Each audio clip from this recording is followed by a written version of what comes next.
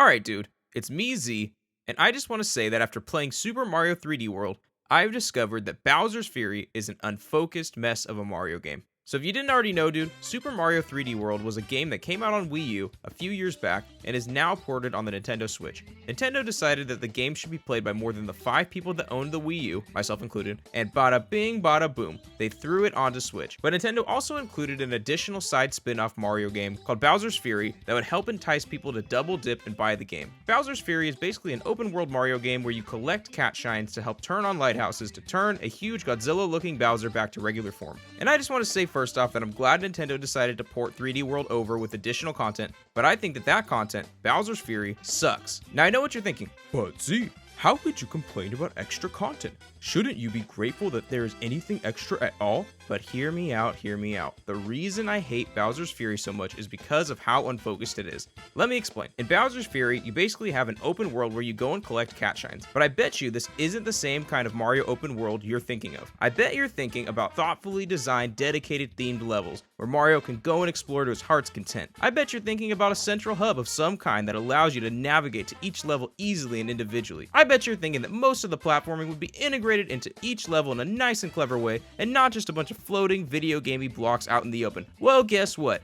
No. None of that exists in Bowser's Fury. Bowser's Fury is literally a bunch of random platforms in midair for you to go platform on. It really reminds me of a fan-made dev room where you go and test out the physics of a new game. It's lame, it looks janky, there's no themes to the environments, I don't like it. Also, there's literally no fast travel system. There just isn't a way to go from one chunk of platforms to the next other than walking or taking the big Yoshi looking thing around. And yes, it is cool taking the big Yoshi thing around at first, but it gets old real quick when you want to go to the other side of the map fast, and you can't. The next problem with Bowser's Fury is Bowser and his stupid fury. Every so often, Bowser decides to awaken from his little sleep and become annoying Godzilla Bowser. At first, it's really cool because you get to become a big Super Saiyan Cat Mario and fight him, but as you get further into the game, you need more shines to get the power up to become Super Giant Mario 64.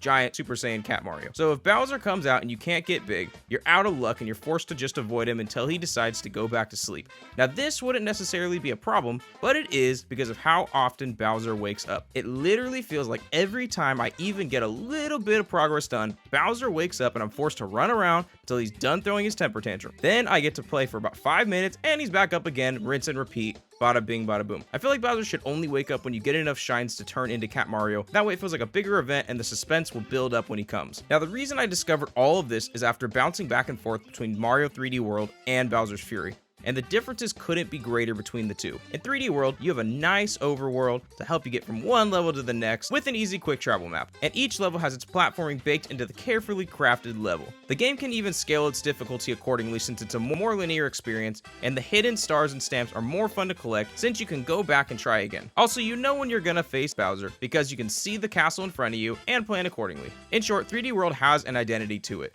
It's the best linear 3D Mario game in my opinion, which is also a fact. It's not trying to be an open world, and it's not trying to give you too much freedom. It's much more focused on giving you a tight platforming experience. And I know what you're thinking.